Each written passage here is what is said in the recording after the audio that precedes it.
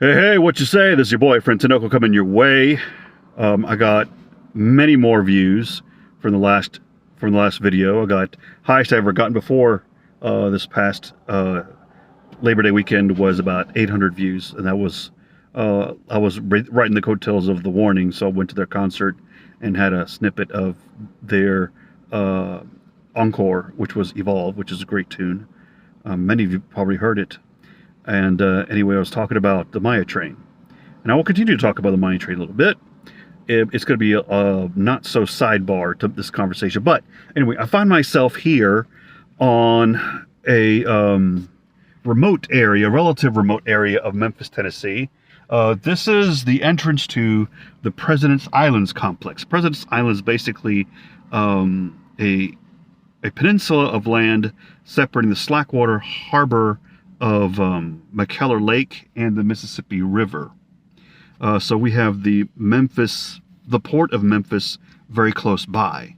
And up and down these few stretches are a number of heavy industry locations.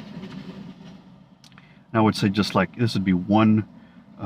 By the way, y'all should look into the Isthmus of Tehuantepec development in Mexico, because this I would imagine would be like 10 things this size of along the isthmus, up and down that railway, and 10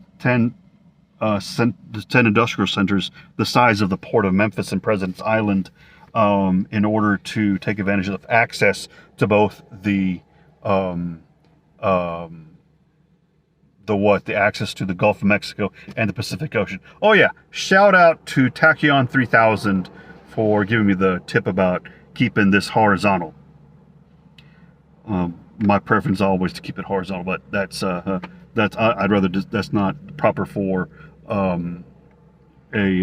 general interest video. But anyhow, so anyway, here in Memphis, we have, Memphis is a kind of a mixed economy, and so we have all these facilities. Nexair compressed gas station is right behind me, and there's I see a bunch of other silos and earth-moving equipment, and a lot of people leaving work right now, going past this little restaurant that I'm probably going to get a coffee at a little bit. And lots of people work here at all hours of the day. There's a second shift that's coming in right now, and there's probably a night shift also. People work in these factories, but anyhow, so lots of industry comes at a price. All development, all industry comes at an economic impact, right? When you build a highway, you build a train. Oh, by the way, at the city of New Orleans train I took to from Memphis to New Orleans one fateful mid-March went through some wetlands and went through a stretch between Lake Pontchartrain and another lake where Baton Rouge is. It went through a narrow stretch of wetlands separating two bodies of water. I couldn't imagine there wasn't a heavy environmental impact to put a railway through what definitely is what would sink into the mud, basically otherwise.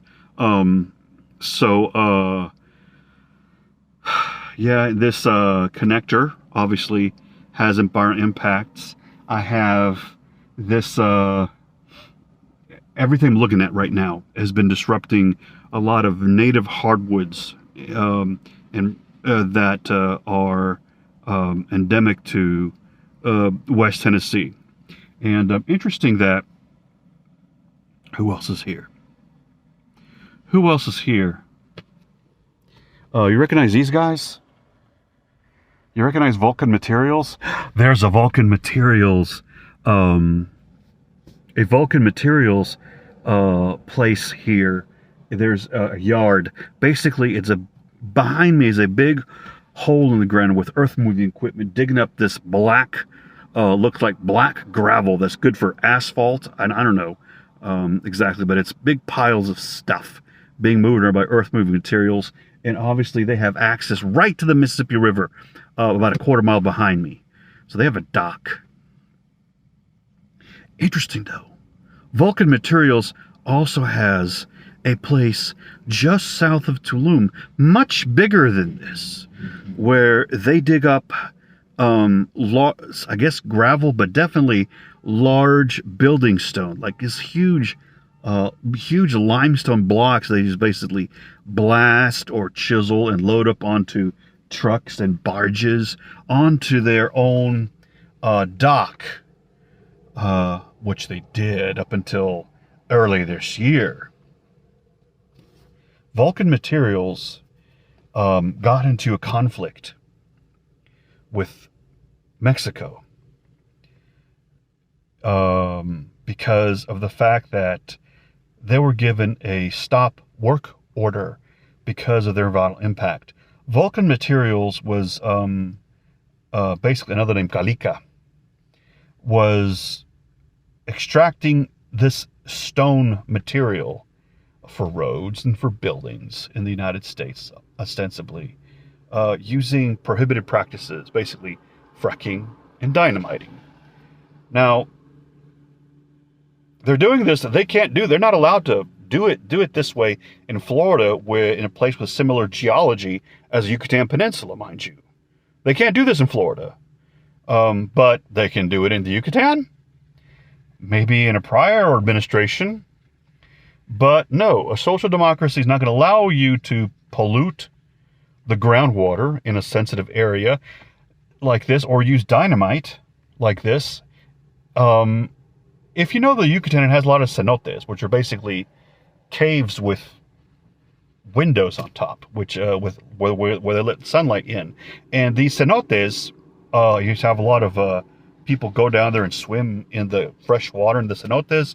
A lot of fresh water underground. The Yucatan sits atop a network of underground rivers and caves, all connected. In fact, some of them are illuminated, and you can traverse them. They're like a Disney World ride. You can ride through between the cenotes on an underground river, and it's lit up. That is way cool. But some areas like this are made impossible to do because of the work of Vulcan Materials at its Calica plant. They were caught continuing to use these practices by the president, who was overflying progress on the Maya train. And this place is just a stone's throw from Tulum. They have a huge extractive operation in Mexico, which is basically disrupting and canceling for all sustainable uses the waters in and around this area. And I'm sure that if you are a hotelier in Tulum, you do not want to have problems with the water supply, for example, in your hotel. But that's another story. So my own senator, one of my two senators, Haggerty, the junior senator of Tennessee, brought this up about this conflict as like, Vulcan Materials had this property in Mexico, and then the Mexican Navy seized it from them, and seized the port in order to deliver Chinese materials or Chinese machinery. Okay. All right, Senator Haggerty. They were given a stop order by the government because they were messing around, literally messing up the water and the environment around, in ways they were not supposed to do, which we don't allow them to do in Florida. Okay, which they can do exactly the same thing. Get limestone out of Florida. It's the same kind of earth as exists in the Yucatan.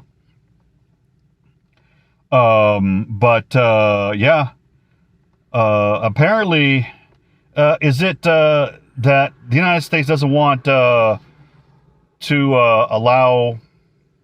Try not to shake this damn thing so much. Does the United States not want to allow the train to happen? Probably so, because tourism is kind of like not a zero-sum game, because the more Americans visit Tulum, then that's a direct loss of purchases denominated in dollars versus pesos. And, indirectly also, the more people visit Southeast Mexico from around the world, somebody made that point, that also empowers the peso indirectly versus the dollar. And so, yeah. Also, I'm sure they want to defend their corporate donor, Vulcan Materials. Vulcan Materials has dozens of places around the country and a few around the Caribbean, including Mexico, but where they extract or deliver materials to waterways like the Mississippi or the Caribbean Sea. For example, in the case of the Calica plant south of Tulum in Mexico. But yeah. So what is the point with all this? There's a larger point. The United States and Canada are raising objections to the Maya train on environmental grounds, when they're out there defending the unsound practices and illegal and prohibited practices of their own of a U.S. based company in Mexico. Obviously, Mexico has reasons to regulate their own use of extracted materials, right? How do you go about doing it? How do you minimize or remedy damages? Everything you do, every highway that's built has environmental impacts. Every train you build has environmental impacts. Mexico, I don't know, has ever raised any objections about a train built in the U.S. or Canada, right? And I just rode one which has huge environmental impacts through the Mississippi Delta and the southeast Louisiana wetlands.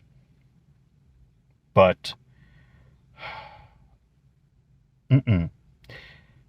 what they're doing is obviously what the United States Department of State is doing by raising these objections is trying to slow down or stop the development of this train, right? Because that's not what we don't care about the environment. We don't care. Otherwise, we'd have never come to the defense of Vulcan Materials. Otherwise, the United States will not be trying to expand the role, the participation of U.S. Interests in the extraction of copper, zinc, silver, lithium, because I don't think a U.S. company is going to be as environmentally responsible in Mexico as a Mexican company, at least in the current administration. Now, prior, they might have had a different story. Prior, they might have been allowed a lot more lax treatment and allowed to pollute water and soil and disrupt culturally sensitive lands, archaeological sites and such, sacred sites to the indigenous people in Mexico.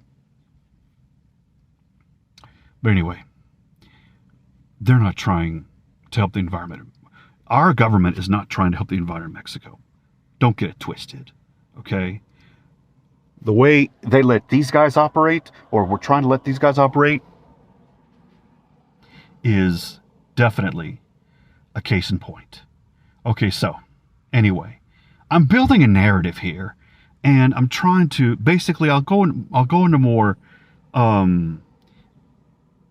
detail later, but the US, I wish, would do half as much of what Mexico does right now with respect to striking a proper balance between commercial development, environmental protection, and socially responsible, sustainable practices and common benefit, right? Everything should be a win-win and not a windfall. But anyway, this is your boy, Efren Tinoco, coming at you from Southwest Memphis at the Memphis yard of Vulcan Materials here in Harbor Lane. I'm about to get me a coffee at that restaurant, but I will see you guys later, maybe in the Maya train in December or March or however long it takes, but I'll see you there. Bye-bye.